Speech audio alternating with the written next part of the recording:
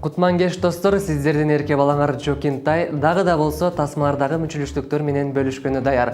Бул жолку тасмабыз Судья Дред. Анда эмесе бул фильмде кандай каташылыктар кетирилгенин байкап көрөбүз.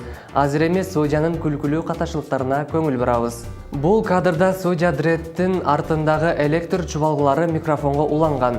Сүйлөгөн учурда бардыгына угулуп жаңырып турат. Ал эми кийинки кадрда электр чубалгысы жок, тоскоол болуп жатат деп алып салышкан окшойт. Ношение каски повредило твои мозги? Тасмадагы климат мутант жасаганга аябай ыңгайлуу экен. Адам жегичтердин бирөөсү үңкүрдөн чыгып бара жатып кыйкырат, бирок жүзүндөгү эмоция өзгөрбөйт экен.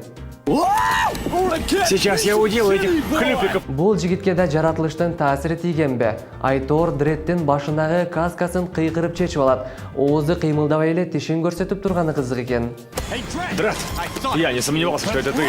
Это безумие. Сильвестр Сталлоне ар дайым съемка учурунда сценарийдин нускасын алып келип, режиссер менен тартышып турган. Режиссер менен талашкандан көрө костюм тиккендер менен талашса болмок. Достор, бул тасмада Дреддин куралы бир гана өзүнө тийиштүү. Башка адамдар кармаса ток тартып адам өмүрүнө кооптуу болот. Куралдын өзгөчөлүгү адамдын ДНКсы аркылуу башкарылат. Эң кызыгы заманбап дизайндагы кол каптан кандай ДНК аныкталат. Бул гана эмес, Дреддин үстүндөгү бронжилет бүт денесин тосуу керек эле. Бул судьялардын далысын эле тосуп турат. Поз жасалга болуп. Последний отчет о жертвах. Погибло 96 судей.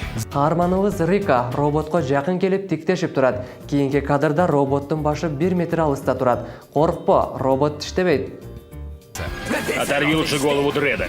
Дред укмуштуудай фокус көрсөтөт. Мотоциклге олтурардан мурун кийиминин жеңи узун, колунда кол кабы да бар эле. Кийинки кадрда жок болуп калат. Мына кыймыл.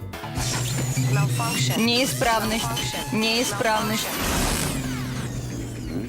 Эх, Дред. Мына ушундай өнөрлөрү менен фокусник болуп кетсе болчудай. Сүйүктүү достор, сиздер менен мен Жолдубай болдум. Эфир аркылуу амандашканча жакшы туруңуздар.